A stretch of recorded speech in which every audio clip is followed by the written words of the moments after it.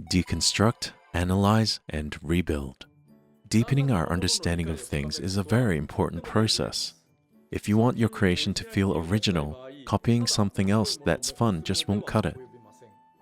I recommend deconstructing why a game is fun, then rebuilding those elements into a unique work. That's how I do it, at least.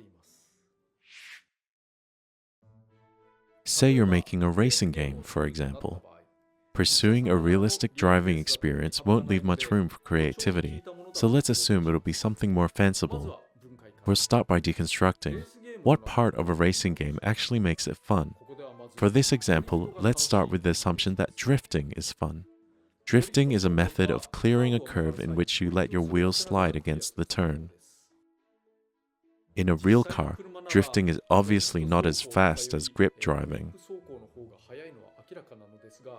But if we're trying to make our game fun, a great way to do so is to make drifting itself fun.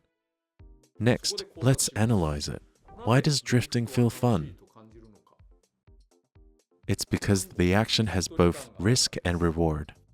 The player loses control with nothing but walls in front of them, a dangerous situation, but if they brake well and clear the curve, they come out on the other side with an advantage. Now, how do you go about making drifting even more fun? Boosting the player's score for a drift doesn't really have any tangible benefits. If you award the player permanent power-ups, skill drifters will run away with it too easily. Boosting speed for a successful drift. Well, there's an idea. If nothing else, we need to give players a bit of speed so that their risk is rewarded. Last, we rebuild.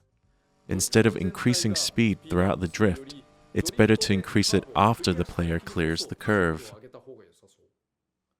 Not in the middle, but once it's done. But what about if we combine drifting with the concept of charging up power? The player hits the brakes and the charge starts.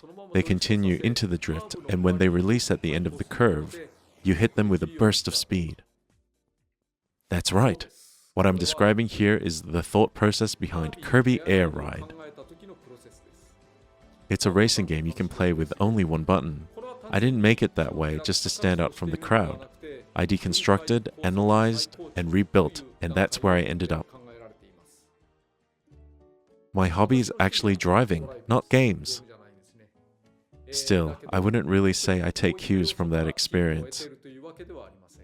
At the end of the day, I design things that I think will be fun as games.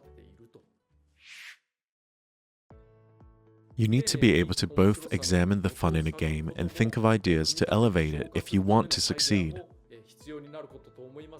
And the more you practice that process, the better your understanding will be.